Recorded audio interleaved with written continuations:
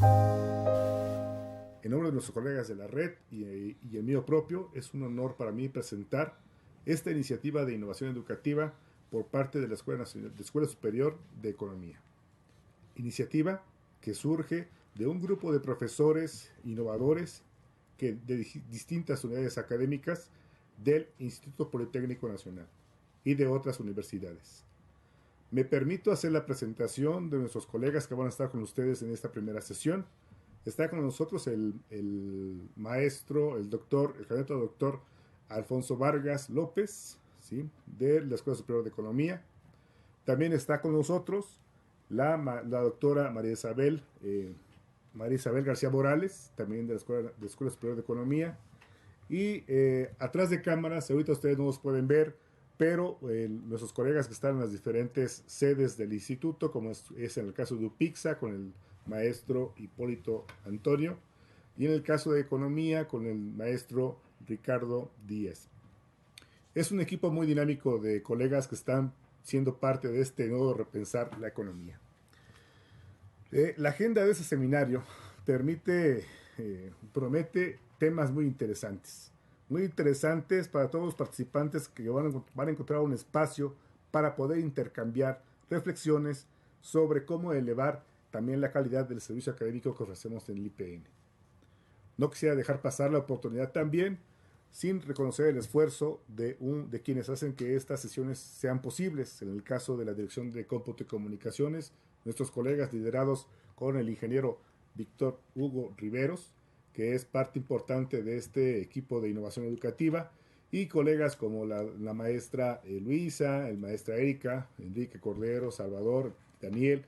No quiero omitir nombres, todos ellos muy importantes y muy valiosos para estos repensares.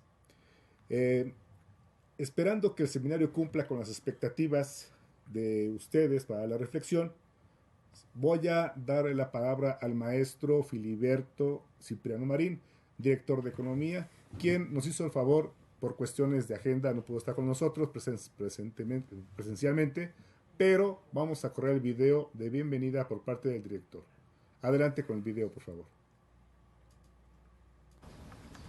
Bienvenidos, compañeras y compañeros, al seminario Repensar la Economía. Tiene como objetivo generar un espacio de reflexión sobre la ciencia económica y los principales temas del debate actual entre docentes, investigadores, estudiantes y público en general. Queremos invitar a todos los interesados en la ciencia económica a participar en este esfuerzo.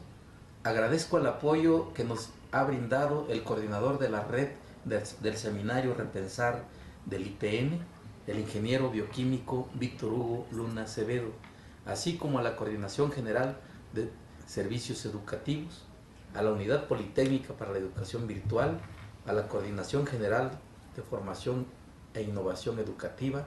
Muchas gracias otra vez.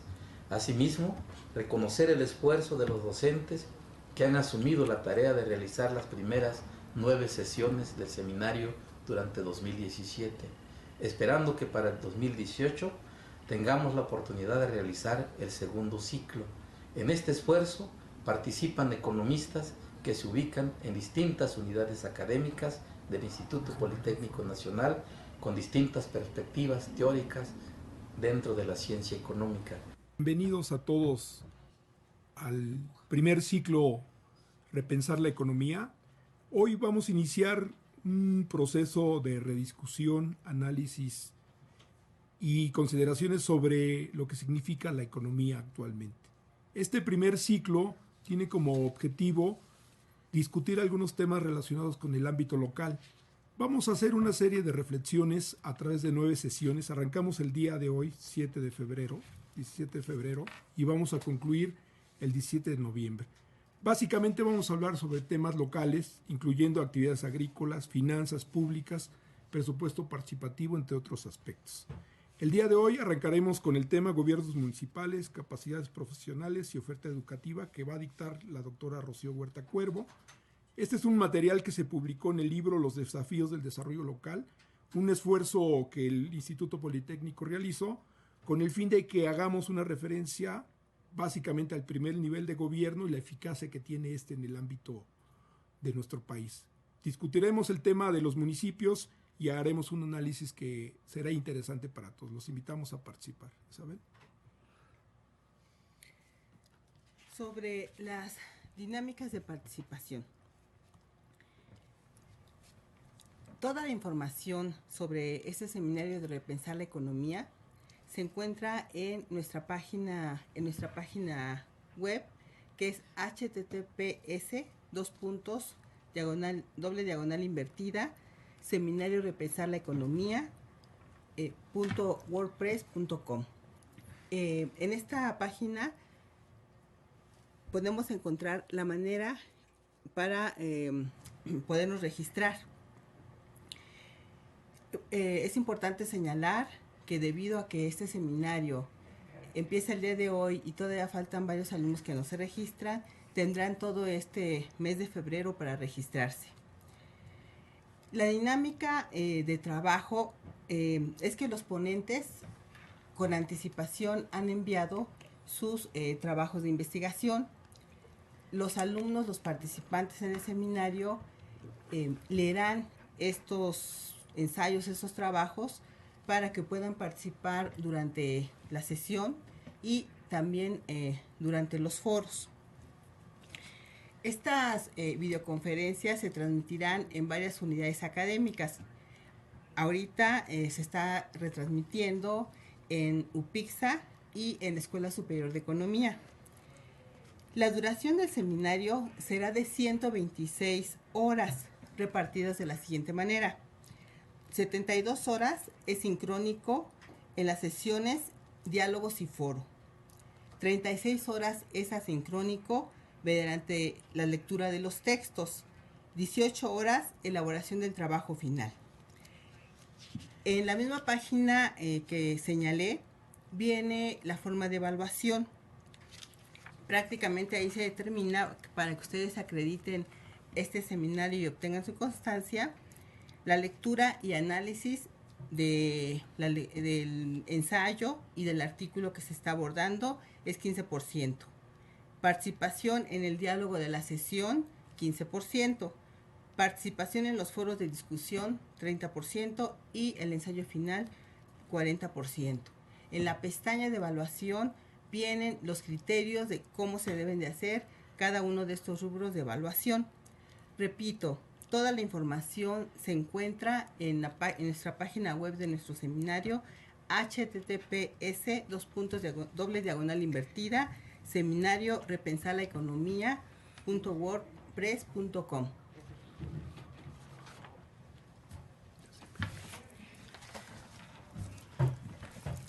A continuación, seguimos con nuestra sesión.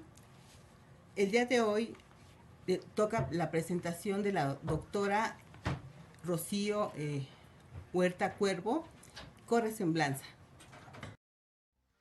La doctora Rocío Huerta Cuervo ha desarrollado un importante legado en el campo de la economía, así como en las políticas y las finanzas públicas.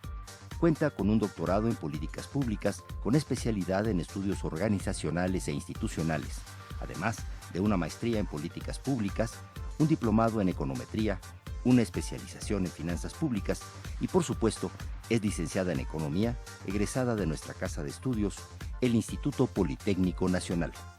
La doctora Huerta siempre ha destacado en su labor docente y de investigación. Actualmente forma parte del Centro de Investigaciones Económicas, Administrativas y Sociales del IPN, del CIECAS, en la maestría de Economía y Gestión Municipal. Es miembro activo de la Academia Mexicana de Ciencias Económicas.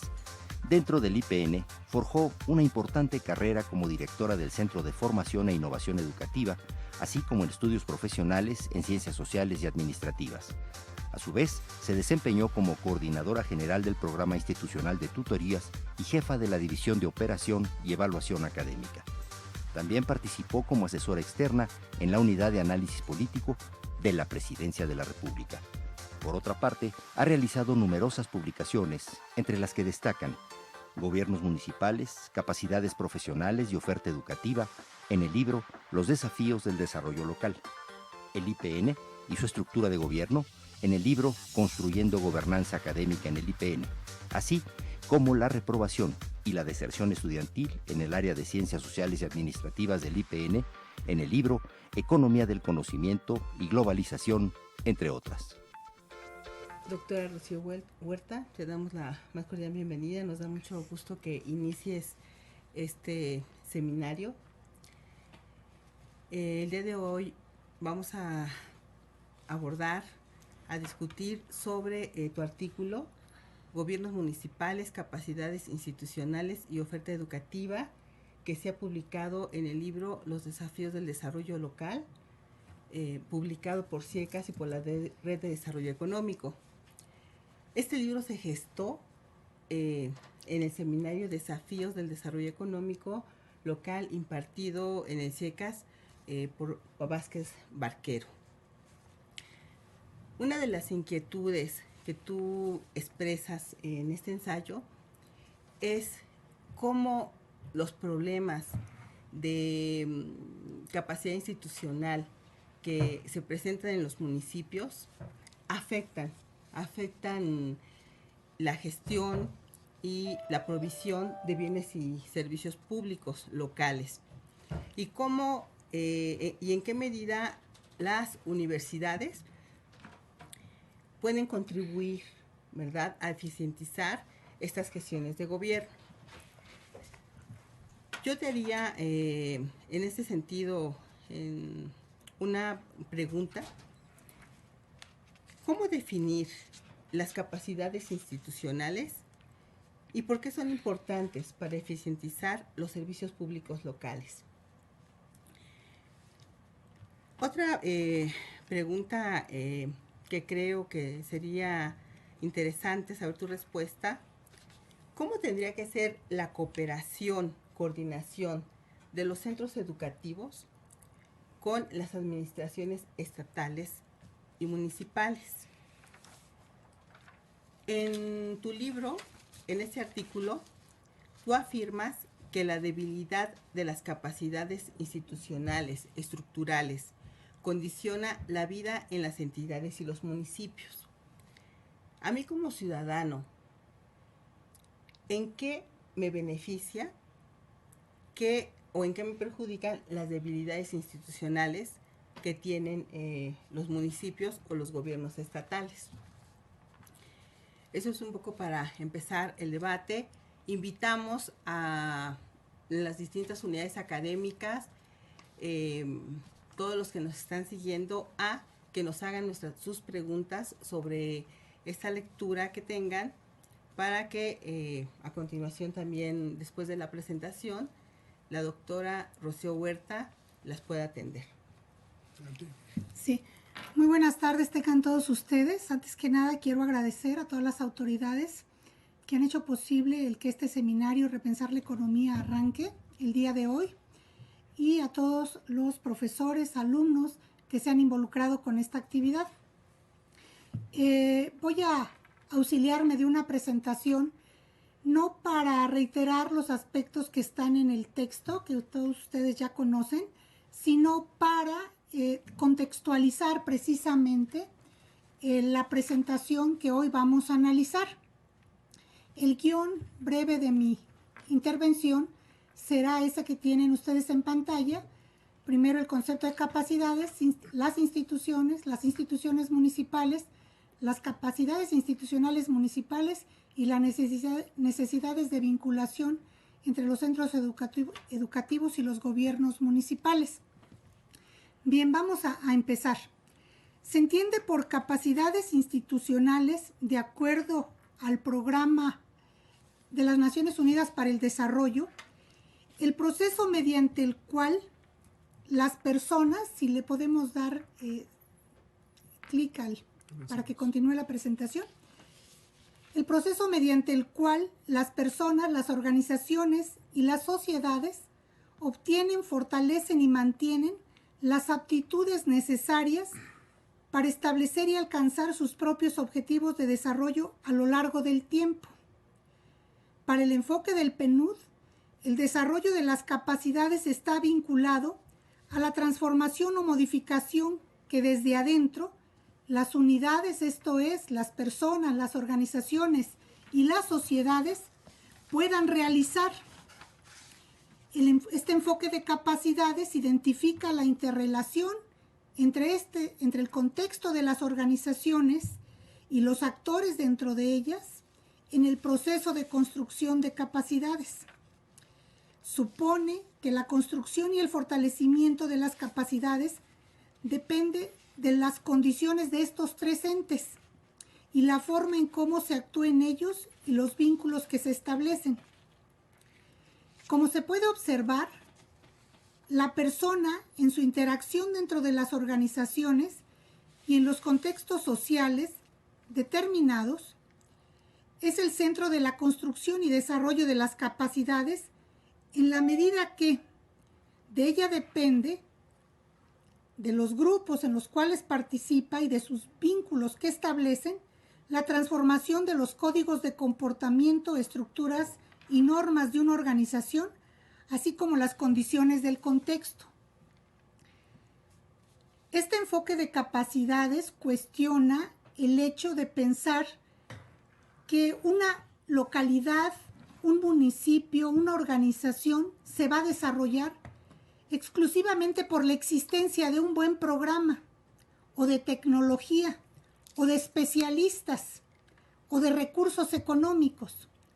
Evidentemente que todo eso es importante y necesario en el proceso de desarrollo de capacidades, pero asume el hecho de que son las personas y sus organizaciones las que se tienen que apropiar de esos planes, de esos recursos económicos, de esas tecnologías y poderlas insertar en procesos que lleven al cumplimiento de los objetivos que ellos mismos han trazado para la mejora del bienestar.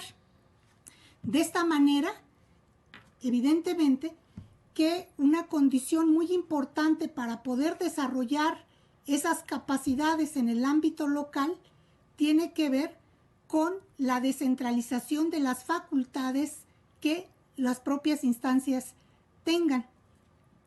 Este concepto de capacidad está asociado a los planteamientos que Amartya Sen hizo desde la década de los 70 sobre libertad y capacidad. Para Sen, la base del desarrollo humano está en la satisfacción de las necesidades fundamentales que tienen las personas para alcanzar un modo digno de vida. El poder conseguirlas dependerá de las capacidades con las que cuentan, para lo cual las libertades de expresarse libremente, trabajar, organizarse, votar, crear, conocer, informarse, comerciar y producir, entre otras, pues son fundamentales. Los seres humanos son fines en sí mismos, dice Amartya Sen.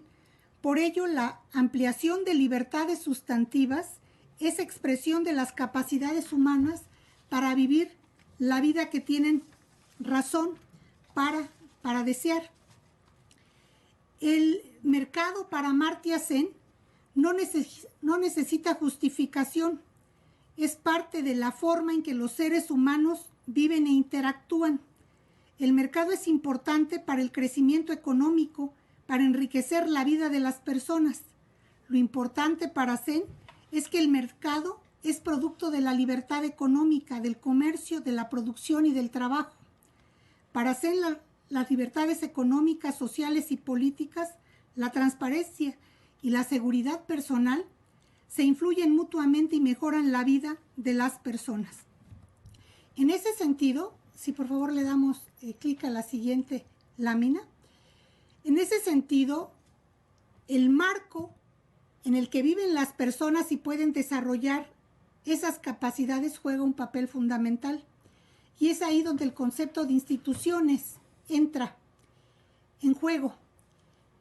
Douglas North ha definido a las instituciones como el conjunto de reglas formales e informales que contextualizan la actividad de las personas, de las organizaciones y la sociedad, y en ese proceso generan pautas de comportamiento que le dan estabilidad a los procesos y que le dan también márgenes de certeza a las personas sobre cómo esperar que van a responder ellas mismas y los demás ante determinadas circunstancias.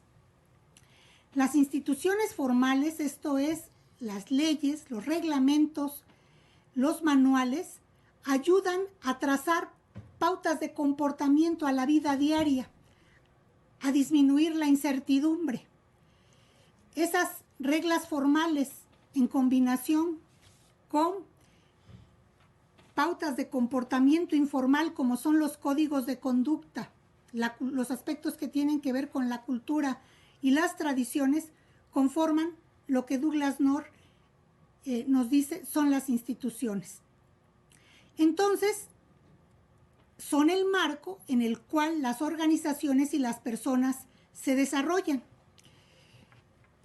Cuando hablamos de capacidades institucionales, nos vamos a referir entonces al conjunto, a las posibilidades que tienen las personas y las organizaciones para en un marco legal y de normas informales poder actuar y cumplir con sus objetivos. Las capacidades entonces se crean desde lo local, se crean dentro de las propias organizaciones y comunidades, pero requieren contextos institucionales adecuados para poderse desarrollar. Tenemos una gráfica, si me la pueden mostrar por favor, en donde es vamos un poco atrasados en la siguiente, ¿sí? Esta gráfica nos muestra el lugar en el que está México entre 39 países en el índice para una vida mejor que elabora precisamente el PNUD. Este índice considera aspectos de libertad de expresión, de nivel educativo, nivel socioeconómico, ingresos, empleo, vínculos de participación en la comunidad, condición de la vivienda, y pues México está ubicado en el lugar 38 de estos 39 países. Si nosotros vemos el tamaño de la barra, nos veremos que prácticamente estamos en la mitad de lo que es las condiciones para una buena vida en relación con Noruega o en relación con Dinamarca y otros países. Y nos puede dar el contexto para saber todo lo que todavía tenemos que trabajar para mejorar precisamente el conjunto de condiciones en las cuales toda nuestra población vive. Adelante, por favor. Entonces, ¿a qué nos referimos cuando hablamos de la institucionalidad municipal? ¿Cuáles son las instituciones que prevalecen en el municipio mexicano y que le dan contexto a la forma en cómo los seres humanos viven en nuestras localidades? Primero, hablemos de la institución del mercado. Si vemos la siguiente lámina, nos vamos a dar cuenta que de los 5 millones, no, antes, ahí está bien, de los 5 millones de establecimientos comerciales que hay en nuestro país, apenas una pequeña parte que no sobrepasa el 10% son medianas y grandes empresas, el 6% del total. Estas empresas se manejan con tecnología moderna, tienen procesos de ingreso del personal muy rigurosos, pagan impuestos, utilizan las tecnologías de información y comunicación, la alta tecnología para el desarrollo de sus procesos de producción. Eso les permite dar mejores condiciones salariales a sus trabajadores, mejores condiciones de seguridad social. Pero el 88% de nuestros establecimientos son micronegocios. Esto es que apenas cuentan entre 1 y 5 personas. Personas que son de la familia, básicamente, muchas de las cuales trabajan pero no son remuneradas. Y entonces sus condiciones de trabajo pues son muy difíciles en la medida en que tienen que trabajar a veces sábados y domingos y la calidad de vida que obtienen con los ingresos escasos que obtienen de su actividad pues es también limitada. La diferencia, el maestro Fausto Hernández Trillo habla de los dos Méxicos, el México moderno, tecnologizado, que paga impuestos y el otro México en el cual se emplea la gran mayoría de mexicanos, los cuales incorporan poco valor agregado a los productos que hacen y en ese sentido tienen condiciones de ingreso pues más pobres, más elementales. Este México automatizado, tecnologizado, moderno, pues está dando ahorita prueba de lo que somos. México es el primer productor de muchos productos agropecuarios y también tiene un papel muy relevante en lo que son las manufacturas, ya en el desarrollo también de tecnologías, la industria automotriz. Le damos en la que sigue, por favor. Esta distribución del mercado y de las condiciones propicias para favorecer la competencia y la actividad económica están concentradas básicamente en algunas de nuestras ciudades. De acuerdo al IMCO, que no, ahí está la fuente, el Valle de México y la región de Soledad en San Luis Potosí son las regiones y las zonas urbanas más competitivas de nuestro país, en el sentido de que concentran, en este caso, estas dos zonas, el 23% del talento humano y también son los que tienen el PIB per cápita más alto de toda la República, con casi 205 mil millones de pesos. Después vienen otras ciudades, le damos continuar, por favor, en la que también hay una gran concentración de talento humano, de empresas de alta tecnología, de medianas empresas que están buscando innovar, mejorar, en las cuales el PIB per cápita baja y ya es de 180 mil pesos en promedio. Estas ciudades, si ustedes se dan cuenta, a excepción de Cancún y Campeche, están ubicadas en el centro norte del país. Y posteriormente vienen otras más. Si le damos 2 clics, por favor, para no detenernos muchos en esto, en la que sigue, en las que se concentra el 16% del talento humano, pero son ciudades en las cuales prevalece fundamentalmente los micronegocios y algunas medianas y una que otra gran empresa. En estos lugares, el PIB per cápita alcanza apenas 62 mil pesos, como es el caso, por ejemplo, de Tulancingo, de Tula, de Acapulco, que a pesar de ser un gran centro turístico, tiene un conjunto de condiciones locales que no le han posibilitado generar empleos de mejor calidad que le redunden a las personas en una mejor condición de vida. Adelante, por favor. Si a eso le agregamos, y esto va a tener mucha relación precisamente con lo que dice esta lámina, que el 52% del territorio nacional es propiedad ejidal o comunal. Por lo tanto, no hay certeza jurídica sobre la propiedad de la tierra. Hay muchas transacciones de la tierra al margen de la ley y es difícil instalar empresas precisamente por esa inseguridad jurídica. Hay poca inversión privada y hay baja recaudación de impuestos, especialmente del impuesto predial, porque muchos municipios no lo cobran, sino que lo cobran los organismos comunales y ejidales. Nos vamos a dar cuenta, le damos clic, por favor, continuar, que hay mucha asociación entre las condiciones de los estados en donde prevalece ese tipo de propiedad y el bajo desarrollo del mercado y del crecimiento económico en nuestra república. Por otro lado, si vemos cómo están diseñados nuestros gobiernos municipales, nos vamos a dar cuenta que se eligen cada 3 años. A partir del 18 va a ser posible la reelección.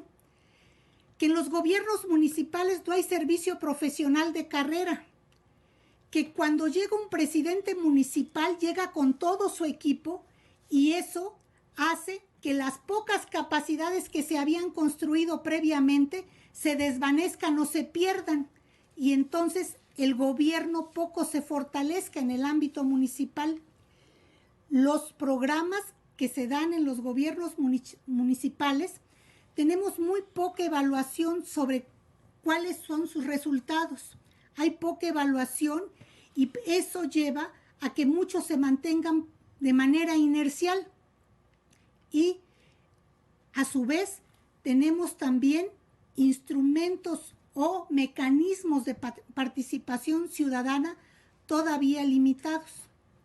Le damos clic a la siguiente, por favor.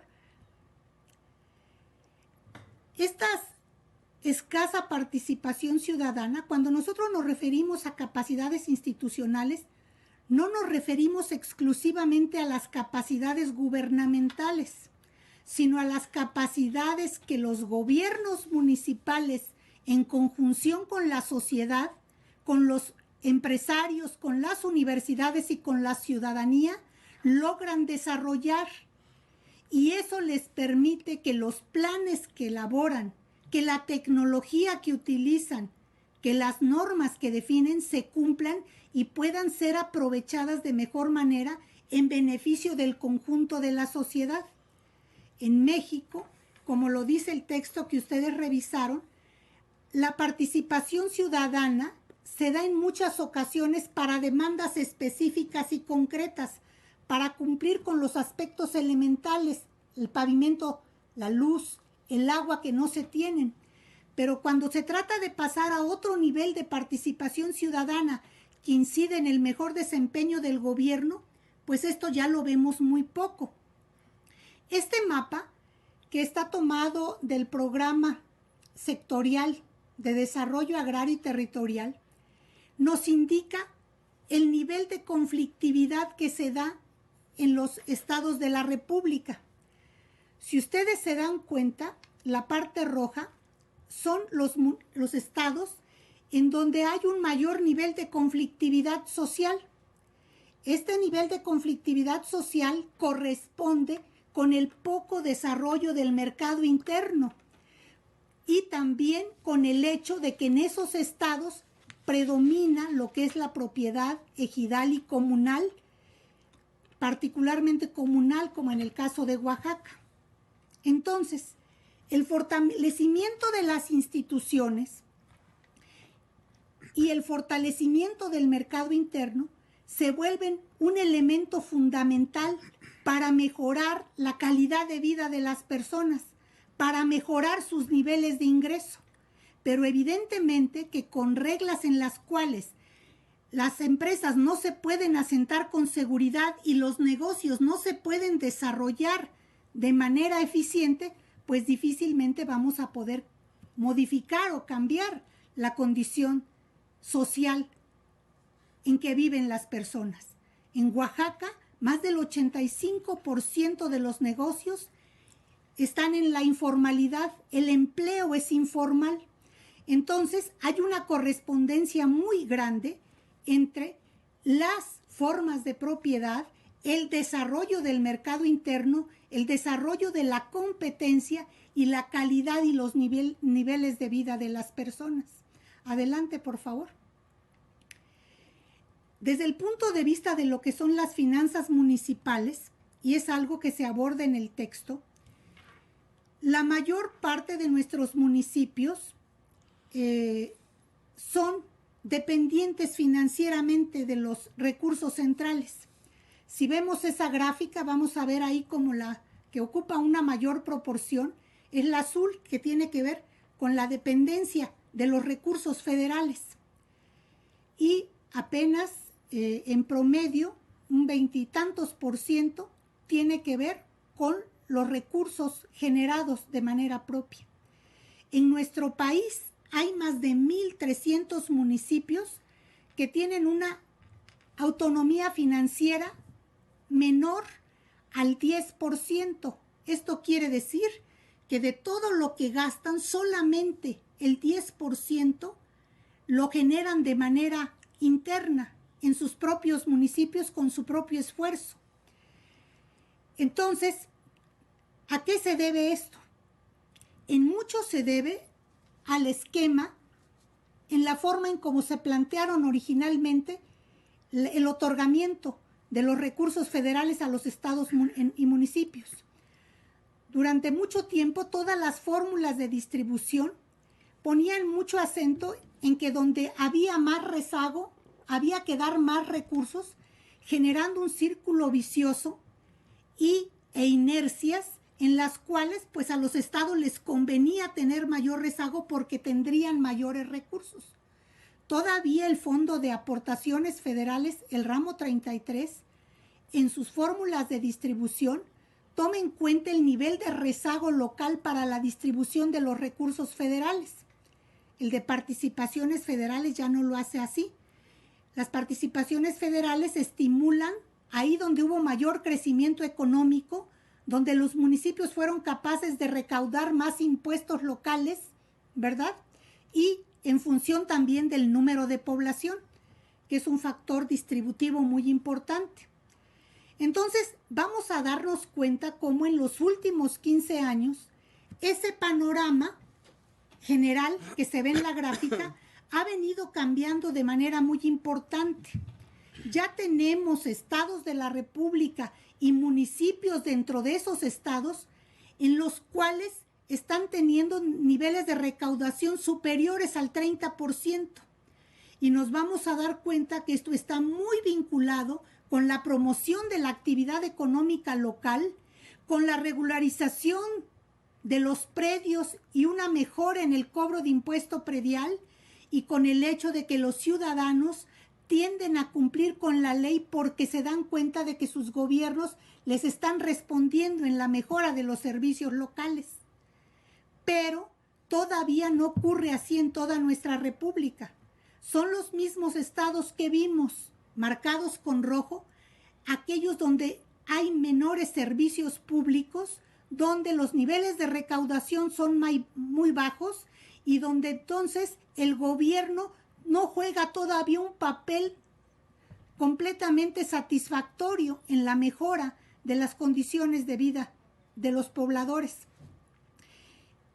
Las políticas para atender el rezago social en México en muchas ocasiones no han ido acompañadas con la suficiente promoción de la inversión privada en esas localidades, por lo que no ha podido haber una sinergia entre inversión pública y privada que lleve a mejorar la condición de los municipios.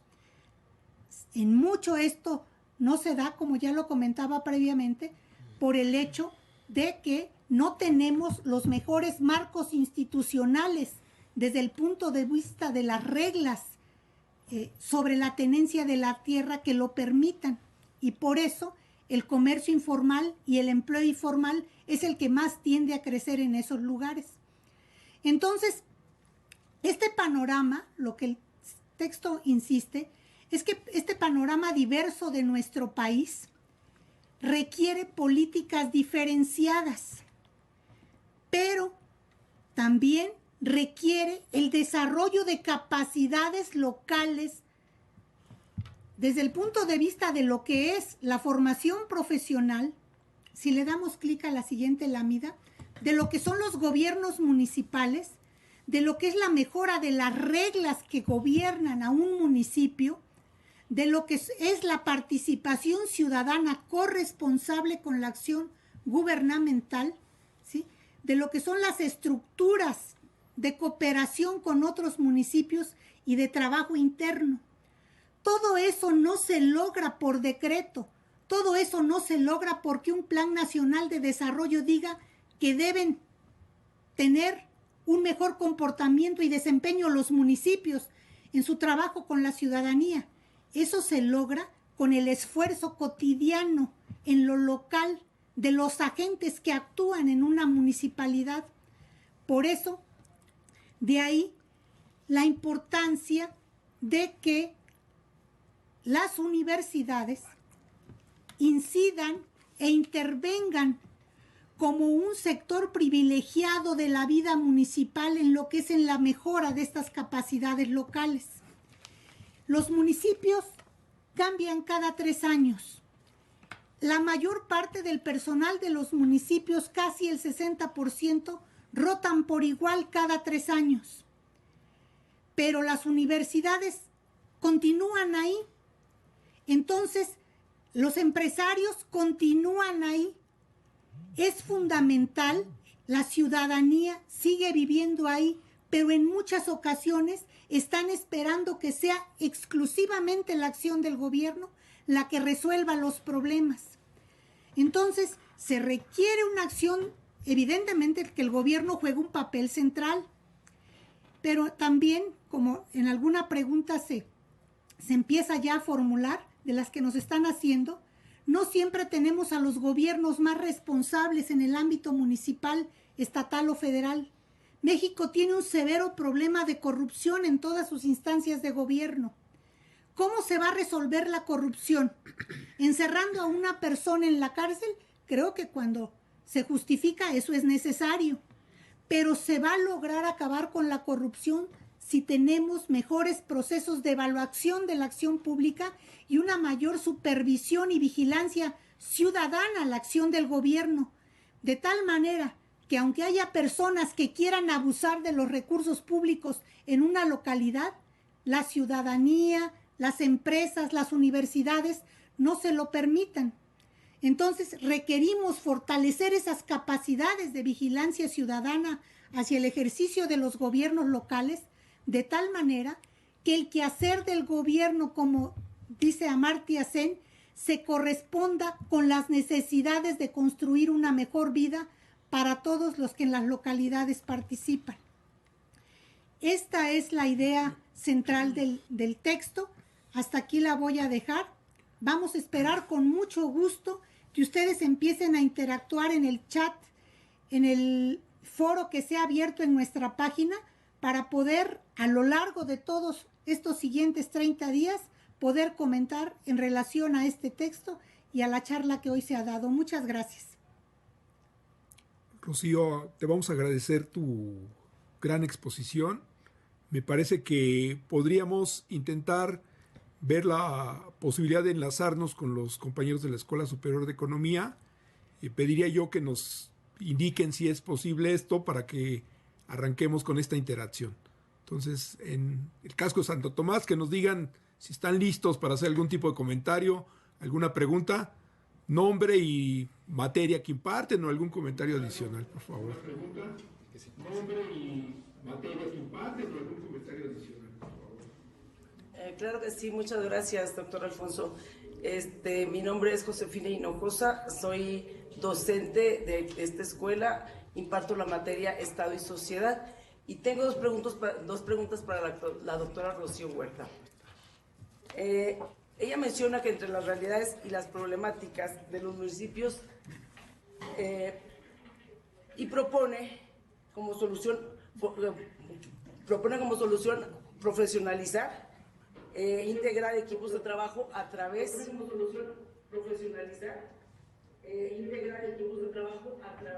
de una visión compartida. Yo le preguntaría a la doctora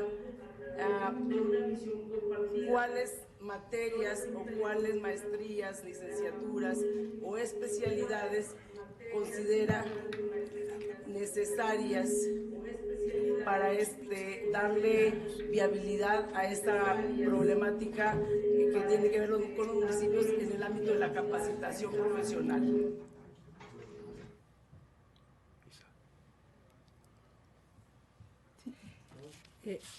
Gracias por la pregunta. Doctora, si nos haces favor de contestar. Sí, muchas gracias, maestra. Quiero aclarar en primer lugar, este texto se elaboró como parte de los trabajos de revisión de los posgrados que tienen que ver con gobiernos locales. Se hizo a partir, ustedes saben que hay que estar evaluando los programas continuamente como un requisito para CONACYT. Entonces este texto tuvo el propósito fundamental de analizarnos en relación con otras maestrías que estudian lo que son los gobiernos locales y municipales.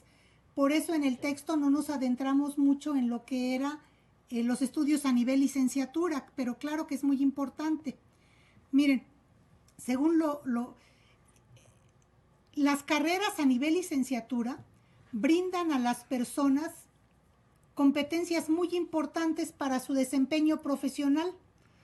En el caso de las carreras como economía, administración, ciencia política, administración pública, todas dan bases muy importantes para comprender lo que es el sistema político mexicano, el régimen de gobierno, lo que son los municipios y comprender las grandes problemáticas de nuestro país.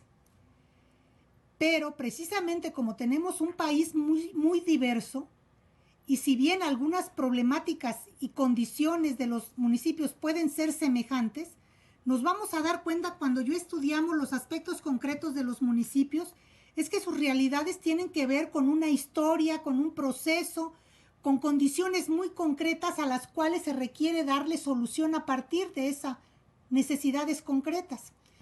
Es ahí donde me parece que hay una amplia gama de oportunidades para la creación de maestrías que tengan que ver con la atención y la solución a las problemáticas locales, ¿sí? En ese sentido, este estudio se hizo en el 2005.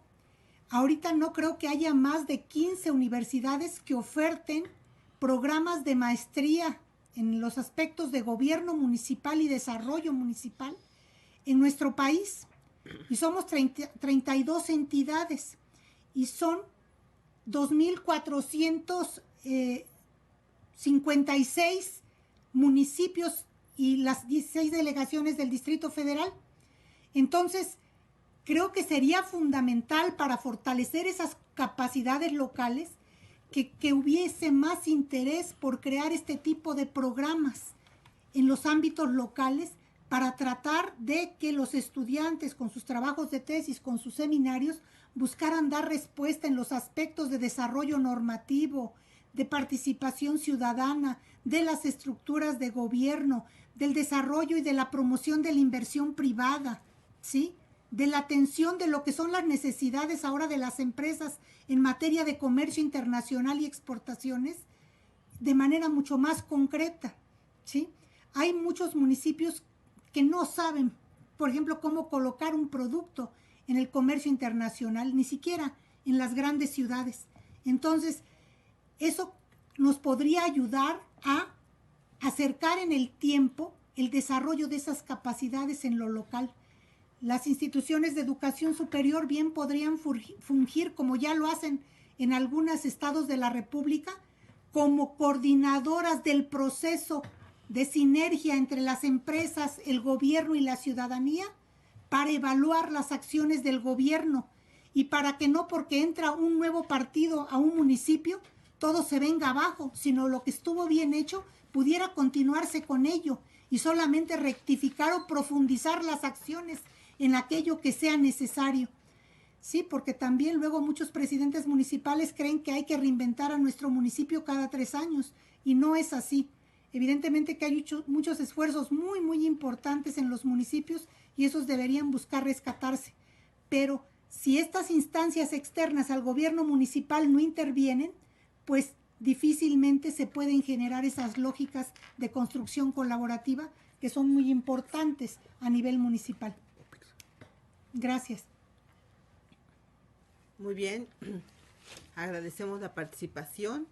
Nos enlazamos a UPIXA.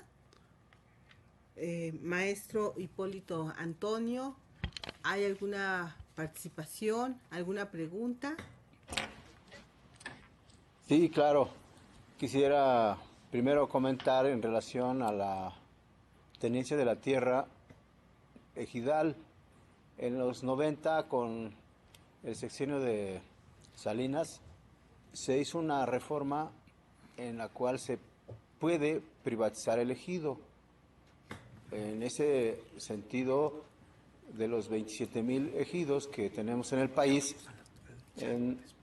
pues sí, hay muchos ejidos productivos. Quizás aquí el problema sea la pulverización por la cuestión de que han tenido hijos, pues que ya no les queda suficiente para tierra para sus hijos, pero de que se puede privatizar ya.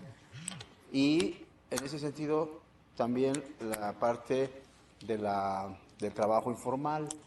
Difícilmente se va a resolver esto con la legalización de la tenencia de la tierra. Yo creo que en este caso mi pregunta sería ¿qué ¿Qué opinión le merece esta reforma que se dio en los años 90 a la doctora Rocío Huerta? Gracias. Muchas gracias, doctora. Por favor, si puedes contestar esta pregunta. Sí, tiene razón el profesor. En el 97, si no me recuerdo mal, la reforma al artículo 27 constitucional, que permitió que a través de determinados procedimientos los ejidos se puedan privatizar, pero hay que decir que son procedimientos bastante largos. Entonces, la reforma por sí misma no resolvió, digamos, la agilidad para poder hacer de esas tierras que son ejidales, tierras en propiedad privada. Aunque sí abrió pauta para eso, y sí se puede hacer en nuestro país, pero todavía el proceso es tortuoso, es largo, y, digamos, no precisamente ayuda mucho a que pudiera ser un factor para dinamizar las condiciones de promoción de la actividad económica en algunas zonas. Ahora, esa situación, por eso es importante el desarrollo de las capacidades locales. En muchos estados del centro y del norte de nuestro país persisten los ejidos, pero estos ejidos han tenido la posibilidad de desarrollar otro tipo de capacidades que les ha permitido ser muy productivos, ¿verdad? O sea, no, la condición de todos los ejidos no es igual. México ahorita es el primer productor de aguacate, de limón, de hortalizas, de muchos productos del campo. La agricultura fue el sector más importante para el crecimiento económico en nuestro país, cuando menos en el año pasado, en el 2016, y eso habla que tenemos ya una calidad competitiva en ese ámbito muy importante, pero no es así en toda la República. Si nosotros vimos la imagen del mapa, nos vamos a dar cuenta que esto no ocurre en Chiapas, esto no ocurre en Oaxaca, esto no ocurre en muchas partes de Veracruz, de Hidalgo, de Michoacán, de Guerrero. Entonces, todavía ahí los marcos legales no han podido ser, sobre las capacidades que se han construido, no han podido sobreponerse a esos marcos legales. Y entonces, la poca actividad económica es una característica de esos lugares. Por eso son tan importantes las capacidades institucionales, porque personas preparadas, bien organizadas, gobierno colaborativo, gobierno transparente, que apoya la participación de los ciudadanos y de sus empresas, va a poder dar mejores resultados. Va a poder dar mejores resultados, pero no en todos los lugares las comunidades se pueden sobreponer a veces a esas restricciones legales, más aún cuando esa institucionalidad económica va vinculada con una institucionalidad política que tampoco le da libertades individuales a las personas, como es el caso de los municipios que se manejan con usos y costumbres. Entonces, creo que esa reforma fue muy importante, pero estoy convencida de que México requiere dar un paso más allá.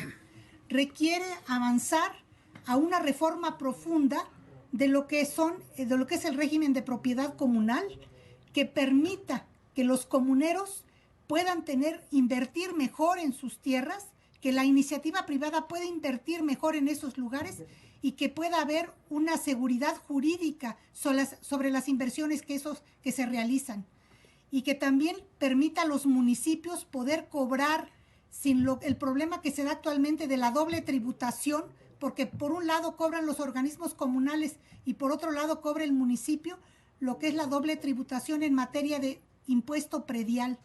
Los estados que estaban marcados con rojo tienen muy pocos ingresos en materia de impuesto predial, y es precisamente porque ni la propiedad ejidal ni la propiedad comunal pagan ese impuesto, a pesar de que tienen el derecho de recibir todos los beneficios y todos los servicios por parte de los gobiernos municipales. Muy bien, Rocío. Muchas gracias por tu respuesta. A continuación vamos a iniciar la interacción con algunos de nuestros participantes.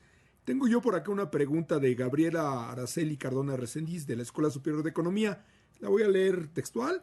Mi pregunta es: ¿las deficiencias que pueden darse en el proceso de descentralización es un problema de gobernabilidad y gestión de las reformas? Esto como consecuencia de la falta de generación de capital humano. Doctora, si nos puede auxiliar con la respuesta. Sí, creo que pues los países van evolucionando de manera gradual. Hasta hace algunos años lo que se acostumbraba, y en 1982 se reformaron los artículos 25, 26 para incorporar específicamente el 26 lo que es la planeación democrática. Había mucho la idea de que desde el gobierno central todavía el artículo permanece, pero ya con fuertes conflictos internos en su redacción, porque había la idea que desde el gobierno central había que promover las reformas y los procesos de descentralización semejantes para toda la República, cuando los niveles de desarrollo de las capacidades locales son muy diferentes. Entonces, esas reformas, esos procesos, no tuvieron los mismos resultados en todos los municipios y los estados de la República.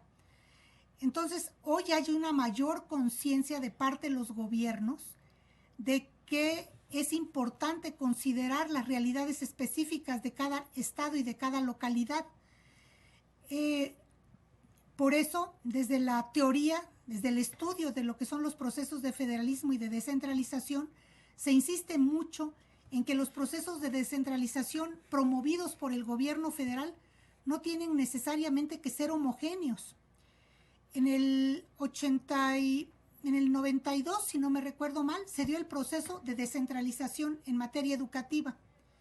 Hace 2 o 3 años hubo una recentralización de lo que es el programa, el Fondo Nacional de Nómina Educativa. Entonces, se hizo una recentralización semejante, a pesar de que no son lo mismo los estados del norte y del centro a algunos estados del sureste, o Yucatán en relación a Oaxaca es muy diferente. Entonces el proceso de recentralización educativa se hizo igual, como si nuestra realidad fuera homogénea a nivel nacional. Yo creo que los estados tienen que cobrar mayor fuerza, pero fundamentalmente los que tienen que cobrar mayor fuerza son nuestros municipios, para exigir procesos diferenciados de descentralización, de tal manera que aquellos estados y municipios que todavía no tengan las capacidades para poder administrar y gestionar de manera exitosa una descentralización, sí puedan tener los apoyos, las asesorías necesarias del gobierno central, pero aquellos estados y municipios que ya pueden hacerlo con sus propios esfuerzos, se les dé libertad, porque entre más libertad tengan, van a poder potencializar todo lo que son esas capacidades y los esfuerzos que realizan. Se va a poder haber más contraste en las ventajas y bondades de una política local en relación a otra, que en muchas ocasiones todavía nos es difícil por el hecho de que las políticas se plantean como homogéneas, aunque como las cosas no se hacen por decreto, por mucho que una política sea homogénea, pues no se va a llevar adelante de la misma manera, porque no basta con que se decrete por parte del gobierno central, es necesario que se comprenda plenamente en los estados y en los municipios y que haya la capacidad para llevarla adelante. Un ejemplo muy sencillo es lo que tiene que ver con la Ley General de Contabilidad Gubernamental. Ahí establece que todos los municipios tienen que informar mensualmente en su página lo que son sus ingresos públicos y cómo lo gastan. Y si nosotros revisamos las páginas de muchísimos municipios, ni siquiera al sistema SINBAD del INEGI informan anualmente de lo que son sus ingresos y sus gastos. Entonces, está bien que haya nuevas leyes que promuevan un mayor dinamismo y mejoren el ámbito municipal, pero paralelo a ello, se tiene que evaluar cuáles son las condiciones concretas de cada municipio para ver en qué términos están en posibilidades de cumplir con esos lineamientos. Y creo yo que, yendo más allá, lo que se requiere es pensar primero en los municipios y en sus diferencias para poder generar líneas de política que se acoplen y que realmente les ayuden a avanzar en las condiciones que actualmente tienen. Muy bien, muchas gracias. Pasamos a otra pregunta del foro. Ana Karen Aguiñaga Altamira, de la Escuela Superior de Economía, te señala y te pregunta lo siguiente. Usted menciona en su artículo que en diversas instituciones, tanto privadas como públicas, se han desarrollado programas enfocados al estudio del gobierno, la administración y o la gestión municipal. Entonces, ¿por qué no ha habido una implementación de dichos programas en los municipios? O en su caso, de la aplicación de dichos conocimientos. Te agradecemos la respuesta. Sí, muchas gracias, Karen. Te agradezco mucho tu pregunta. Porque esto forma parte de un proceso gradual. No basta con que en nuestras escuelas nuestros estudiantes elaboren tesis vinculados con una problemática específica, que no siempre lo hacen así, pero partamos de que todos los estudiantes hacen tesis que buscan resolver problemas específicos en las localidades. Hace falta dar a conocer esos trabajos, esos resultados de investigación. Hace falta ir con los presidentes municipales. Hace falta ir con las organizaciones de la sociedad civil en un municipio, con otras universidades, con los empresarios. Dice Bardak que si no convencemos de nuestra idea, de nuestro proyecto de tesis y de las conclusiones en 15 minutos a un determinado auditorio, pues difícilmente estaremos captando realmente lo que es la problemática de esa localidad. Entonces, nos hace falta un mayor acercamiento de la universidad con las problemáticas locales. Nos hace falta mayor, cuando se habla de vinculación universidad, empresa, gobierno, muchas veces se piensa que esta vinculación se realiza porque los alumnos van a una práctica profesional o porque la empresa en ocasión se les va a dar una plática. No, se requiere que estos vínculos sean permanentes, que estos vínculos sean constantes, que haya una elaboración colaborativa conjunta entre municipios, gobiernos municipales, universidades, ciudadanía y empresas en lo local, de esa forma en cómo se tienen que coordinar y colaborar, de tal manera que los lineamientos, las propuestas, las innovaciones que desde la universidad se promuevan, puedan tener eco en las empresas y en el ámbito municipal. También desde las universidades tenemos que aprender mucho de la empresa y tenemos que aprender mucho de las realidades concretas de los gobiernos, porque en ocasiones pensamos que la teoría, pues como ya nos dice de manera muy claramente lo que ocurre en esas localidades, con eso basta para poder transformar las cosas, y no es así. Cuando llegamos a los gobiernos municipales nos damos cuenta pues que no hay una computadora, que no hay un sistema operativo, que el personal acaba de entrar al municipio, que el personal tiene apenas grado de primaria, que la ciudadanía está renuente, que no confía en la autoridad. Entonces, todas esas situaciones concretas necesitan una atención en función de esa realidad concreta. Y es a eso a lo que podría la universidad ayudar como vínculo entre la ciudadanía, las empresas y el gobierno para hacerlo. Pero no basta con que surja un programa de maestría, se requiere trabajar y trabajar y trabajar con la comunidad y con los gobiernos. Es parte de un proceso que yo observo que ya empieza a dar resultados en muchas localidades. El que se denomina premio al ejercicio de los gobiernos municipales que coordina el CIDE, o el premio a los gobiernos municipales, ya empieza a destacar buenas prácticas en muchos de nuestros municipios, empieza a destacar la interacción entre gobiernos, universidades y sector privado y ciudadanía. Creo que eso es muy importante, pero pues lo tenemos que multiplicar. Ya hay buenos resultados, pero tenemos que ampliarlos a muchas zonas de la República Mexicana donde todavía no ocurre. Gracias. Muy bien, Rocío, te agradecemos la respuesta. Vamos a agregar 2 preguntas para avanzar en este proceso.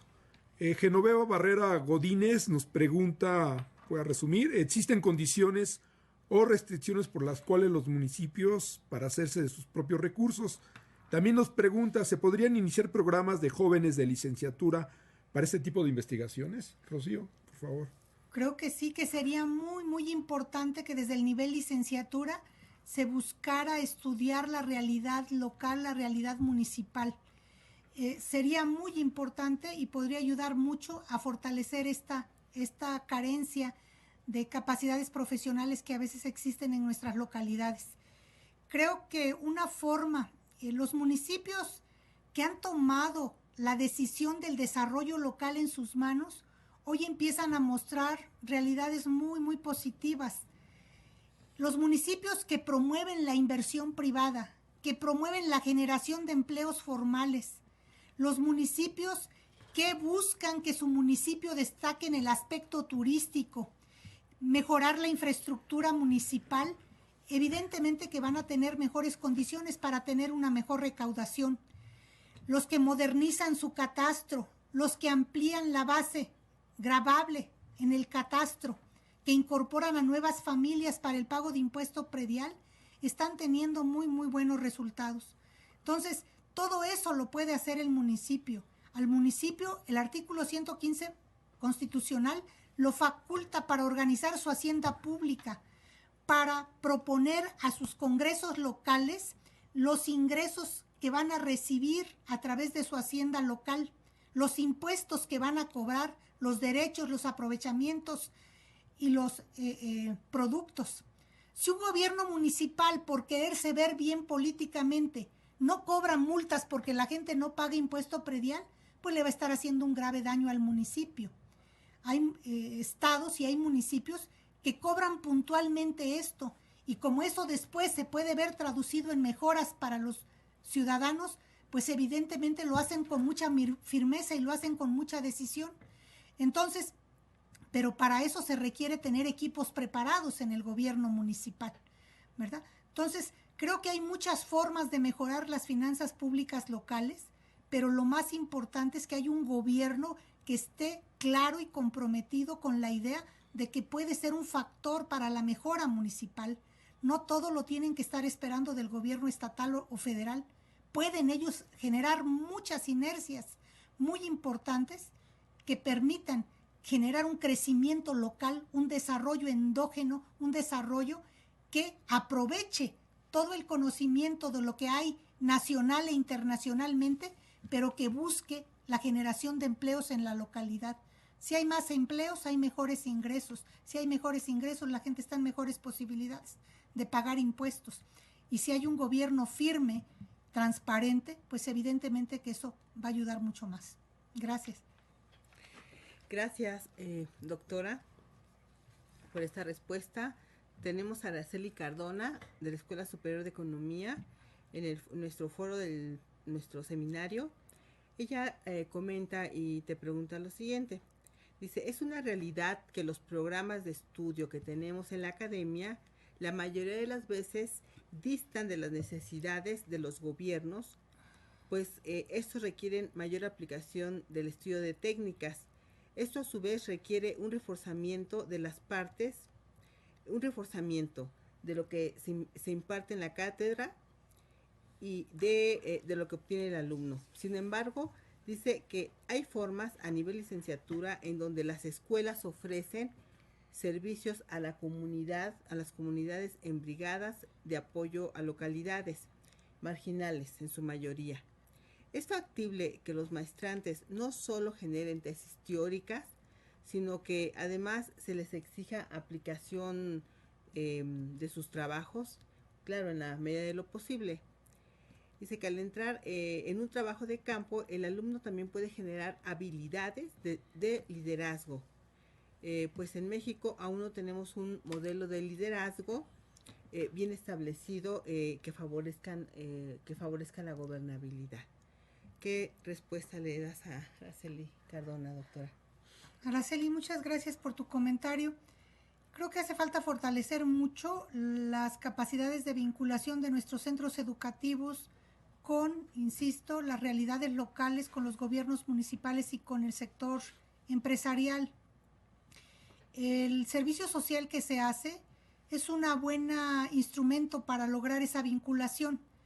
Pero ¿qué ocurre? Muchas veces los programas de servicio social se elaboran desde la universidad, no se elaboran conjuntamente con las comunidades ni con las empresas, además de que muchos de nuestros reglamentos plantean que el servicio social solamente se puede hacer dentro de las comunidades o con el sector gobierno, pero no favorece el hecho de que se haga servicio social con empresa. En muchas ocasiones se considera que las empresas no tienen un fin de beneficio social y creo que esa es una limitante para nuestras instituciones. Claro que lo tienen porque generan empleos y generan impuestos y generan bienes que le sirven a la comunidad. Entonces, necesitamos fortalecer nuestros programas de servicio social, nuestros programas de prácticas profesionales, nuestros programas de vinculación, pero a partir de elaborar colaborativamente junto con los municipios y junto con las empresas y los ciudadanos programas, no que la universidad por sí sola defina un programa de servicio social. En muchas ocasiones los chicos llegan a algunas instancias de gobierno a sacar copias o llegan a realizar labores que no son sustantivas, cuando hay muchos problemas aledaños en la comunidad, en el propio edificio municipal o delegacional.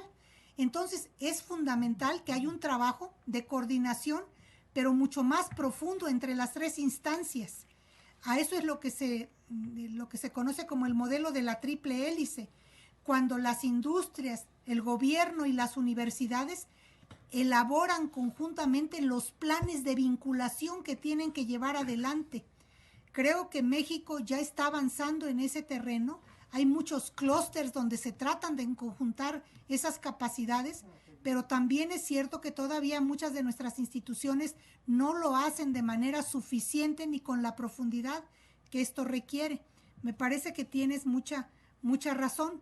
Es parte, insisto, de un proceso en el que tenemos que continuar, tenemos que seguir trabajando para que haya mejores resultados. Yo les agradezco muchísimo el interés que ha habido por este seminario. Observo en la página que empiezan a llegar muchísimas preguntas, me da mucho gusto. Vamos a interactuar todos los días a través de este foro. Vamos a tratar de comentar y dialogar con ustedes a lo largo de este mes con las preguntas y comentarios que ustedes gusten hacer. La verdad es muy grato la respuesta que hemos tenido y yo los quiero invitar pues para que lo hagan, para que lo sigan haciendo, ¿verdad? Para que involucren a sus compañeros de escuela, a sus profesores. Esta forma de dialogar es una forma no tradicional dentro de nuestra propia escuela. Estamos tratando de utilizar las tecnologías de información y comunicación para ampliar el radio de reflexión académica, no solo dentro de las escuelas del Politécnico, sino más allá de ellas, y creo que eso apunta precisamente en el sentido de buscar acercar las investigaciones que hacemos en nuestras escuelas a las realidades concretas que hay en nuestro país. Pues muchas gracias por toda su participación. Muy bien, agradecemos a todos la participación en esta sesión de nuestro seminario Repensar la Economía. Les recordamos que ustedes se pueden registrar en la página del seminario, tienen todo el mes de febrero para hacerlo. Pueden seguir participando con sus preguntas en el foro. La doctora Rocío Huerta les va a dar respuesta a sus preguntas y a sus comentarios. Sin duda ha sido muy enriquecedor conocer toda esta problemática que tienen los municipios, los retos y desafíos que se tienen en estos niveles de gobierno. Les recordamos que nuestro seminario de Repensar la Economía se compone de 9 sesiones. Ya los había comentado, esta es la primera y acabamos en noviembre. Nuestra próxima sesión es el 17 de marzo a las 13 horas. Igual es el mismo mecanismo. Se va a subir la lectura de nuestro ponente y ustedes se les pide que participen previa lectura. Nuestro invitado para el día 17 de marzo es el doctor Víctor Palacio Muñoz y el tema es Indicadores y políticas públicas en el camino de la reforma del campo. Es una lectura amplia, en realidad es un libro, pero bueno, es muy enriquecedor porque nos habla precisamente de todos los problemas que tiene el sector agropecuario y las propuestas que hace el doctor Víctor Muñoz Palacios para su solución.